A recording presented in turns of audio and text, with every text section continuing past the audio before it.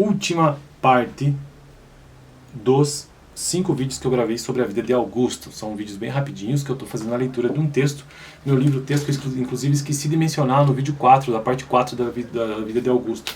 Este é um vídeo que faz parte da playlist de teologia, e aí todos os personagens da Bíblia de A a Z é o livro texto que eu estou utilizando, e é um livro que eu estou utilizando apenas como introdução a todos os personagens da Bíblia. É o primeiro vídeo que eu estou gravando sobre isso.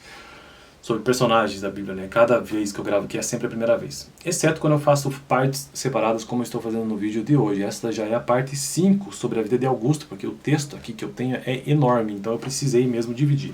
Hoje apenas alguns parágrafos e aí finalizo então a vida de Augusto. Vamos lá. Morreu pelas mãos de Lívia em 14 depois de Cristo. Quem morreu?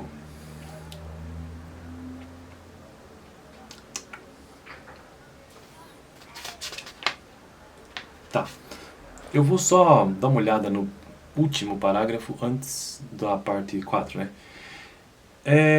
Otaviano, ou Augusto, ele sempre afirmou ser republicano. Se não fosse pela ambição de Lívia, sua esposa, né? Lívia Drusila. Pela ambição de Lívia em relação à posição dela e de seu filho Tibério, ele bem que poderia ter se afastado do poder para a vida privada e restaurada da República Romana. Ah tá, então agora continuamos a última parte de hoje mesmo.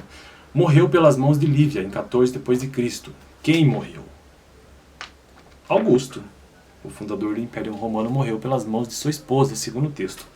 Não fica totalmente clara a razão pela qual ela fez isso, mas há pouca controvérsia quanto ao fato de que ela envenenou alguns figos que ela cultiva. Olha só, matou ele com comida.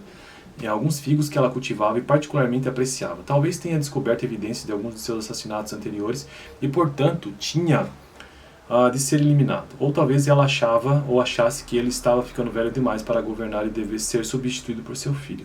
Em razão das maquinações de Lívia Drusila, ao longo dos anos, ele não tinha herdeiros vivos, exceto Tibério, a quem Lívia convencera. É porque, segundo o que eu já li nos textos anteriores aqui para o canal, essa sua esposa, Lívia Drusila, que na verdade eles não se casavam necessariamente por amor, apenas por relações realmente de interesse político ou econômico, e ela foi eliminando todos os seus parentes para garantir que apenas o filho deles, ou o filho do casal, se tornasse o próximo rei, o próximo imperador, o próximo governante. Em razão das bem no fim ela acabou matando o próprio Augusto. Meu Deus, cara. Em razão das maquinações de Lívia ao longo dos anos, o Augusto não tinha herdeiros vivos, exceto Tibério, a quem Lívia convencera Augusto a adotar como filho. Então, na verdade, era um filho do casal, mas não era um filho sanguíneo. Augusto é importante na história cristã. Agora sim aparece a relação dele, porque essa aqui é uma playlist de teologia, né?